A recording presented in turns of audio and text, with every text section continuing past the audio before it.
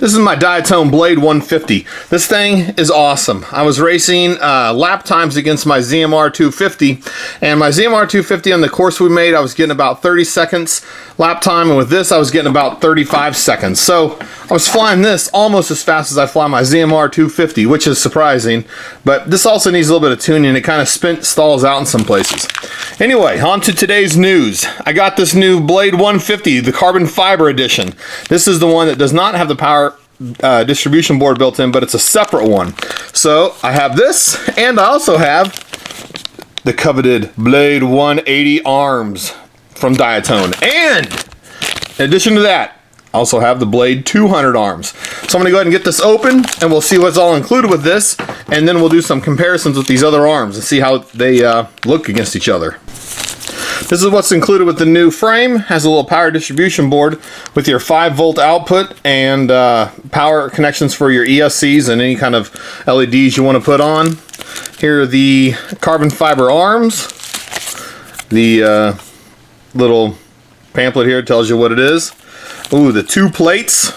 These are the goodies that come in the little plastic bags. Has the little rubber washers that are supposed to go between the power distribution board and the main plate. Some nuts to go onto the screws that go down through the boards to hold the arms on. The nylon spacers, nylon screws, nylon nuts, and the spacers to go between the plates and the metal screws. Here's the top plate, and it comes in at 0.99 millimeters, 1 millimeter. And the lower plate comes in about the same, 0.96, 1 millimeter.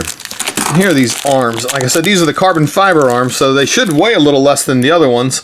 But yeah, these look like they're good carbon fiber. They look like they're actually pretty good. Let's see if I can get some close-up footage of this. Look pretty good. And let's see what they are, what they're coming in at. 2 millimeters. Good. Next I'll measure how long this is so we can compare it against the other ones. This is the one that came with it, and it comes in about 77.95, 78 millimeters more or less. And here are the 180 arms. Let's see how long these come out to be. Oh yeah, nice. They're coming out at 91.86, maybe 92 millimeters across there. And then we'll measure the 200s. These are the 200 blades, 200 arms, sorry. And they are coming in around 108.84. So here's the smallest arm, the one that's included, and here's the 180 arm. And it's a little bit longer, a little bit thicker. It's kind of hard to see. I'll line up this side. There, yeah, there you can see it. A little bit wider on the arm, a little bit longer. And here's the 200 arm, and it is the same. Put this one down. It's the same width as the 180 arm, but you can see here it's just a little bit longer.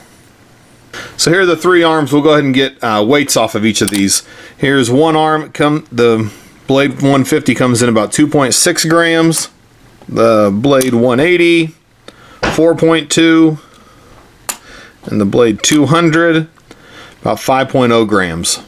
These arms are from the Blade 150, these are from the Blade 180, and these are from the Blade 200. Now there isn't really any difference, I don't think, between the different plates that you get for the different quads. They're all the same, I believe. It's just the length of the arms that make a difference. Now if you're flying the original Blade 150s, you're going to have to cut your 4-inch propellers down to 3-inch or your 5-inch propellers down to 3-inch, just because they don't make the propellers yet that for the types of motors you can get, which are like the 1306 motors, because most of them come with a 5 millimeter shaft. If you're starting to use these Blade 180 or the Blade 200 arms, you can probably fit the 2-inch or the 4-inch propellers on these without having to cut them down at all. Now I'm going to be doing that over the next couple of weeks, trying these arms here and the Blade 200 arms and see what I think of them with the 4-inch propellers.